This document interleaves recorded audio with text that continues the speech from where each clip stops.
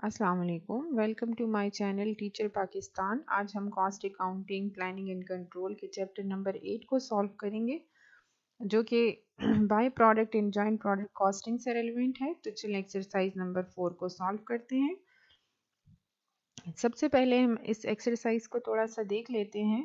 The Tracy company manufactures joint products X and Y as well as by product G. Cumulative cost data for the period show 204,000। ये जो cumulative cost है ये basically joint cost है इन तीनों products का, जिसमें ये दो joint products हैं और एक जो है ये by product है। ठीक है, representing 20,000 completed units processed through the refining department at an average cost of $10.2. Costs are assigned to X and Y by the market value method, which considers further processing cost in subsequent operations. To determine the cost allocation to Z, the market value reversal cost method is used. Additional data is given here.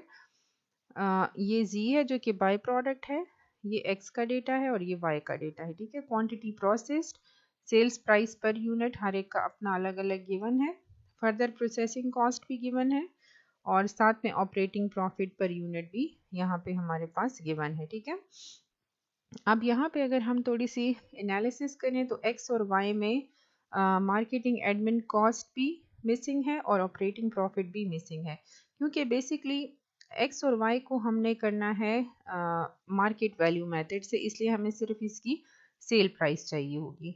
जबकि जी में ये सब कुछ given है और इसको हमने reversal cost method से कैलकुलेट करना है। रिक्वायरमेंट हमारे पास है cumulative cost allocated to G X and Y, तो कम्युलेटिव कॉस्ट हमारे पास यहाँ पे गिवन है। ठीक है, चलें जी, अब इसको हम सॉल्व करते हैं। स्टेप नंबर 1 हमारे पास होगा, first we will calculate the cost before separation for G by reversal cost method as per requirement. तो मार्केट वैल्यू हमें जी की गिवन है 5। ठीक है, ग्रॉस प्रॉफिट कंसिस्ट ऑफ, ये वही मेथड है जो हमने इससे पहले वाले क्वेश्चन में भी किया था जो कि रिवर्सल कॉस्ट मेथड से था। बेसिकली यहाँ पे कॉन्सेप्ट ये यूज़ होता है कि ये जो मार्केट वैल्यू या जो सेल प्राइस होती है इसमें हमारे पास ये सारी चीज़ें शामिल होती हैं, जिसमें ऑपरेटिंग प्रॉफिट आता है, जिसमें मार्केटिंग एंड एडमिन कॉस्ट आती है। ठीक है, तो अगर हम इस सेल प्राइस में से ऑपरेटिंग प्रॉफिट को लेस करें, साथ में मार्केटिंग एंड एडमिन एक्सपेंसेस को लेस करें, तो यहाँ पे देखें ये दोनों 1 है, तो ये हमारे पास 2 आया, तो रिजल्टेंट फिगर हमारे पास आएगा 3।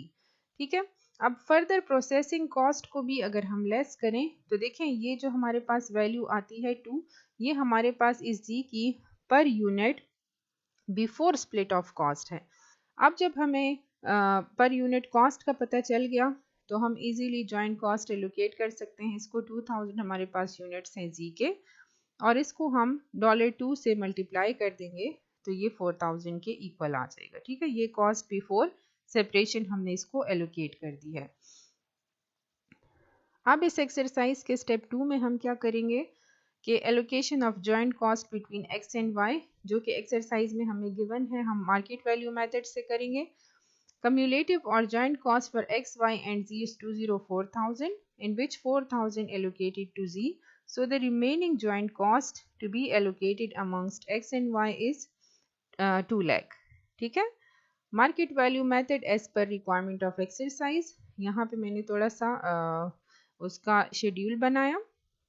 The Tracy manufacturing company joint cost allocation. अब चूंकि यहाँ पे हम मार्केट वैल्यू मेथड कर रहे हैं तो हम देखें यहाँ पे प्रोडक्ट्स एक्स एंड वाई है, मार्केट वैल्यू दोनों की हमें गिवन है वो हमने लिख दी।